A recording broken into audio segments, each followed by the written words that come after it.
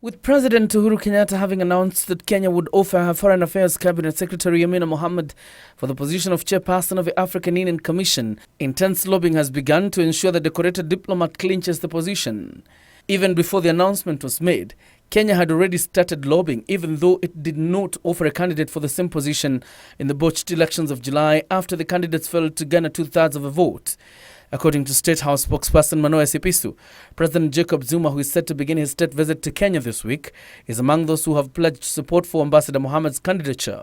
President Kenyatta discussed by phone with President Zuma the candidature of CS Amina Mohammed in the last week for the post of chairperson of the AU Commission.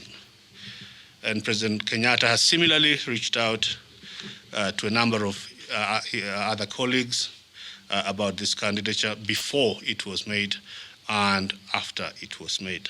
The African Union will from October send the names of the candidates to include Botswana's Foreign Minister Pelonomi Vincent Moitoi, Equatorial Guinea Foreign Affairs Minister Agapitu Mba Mokui, and Senegal's Abdoulaye Bathily to all member states ahead of the January elections.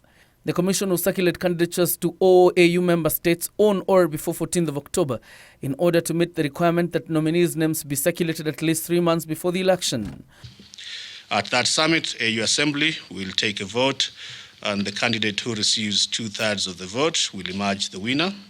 In the event that no candidate receives the 2/3 of the vote during the first round of voting, balloting continues until one of the candidates receives the 2/3 of the vote.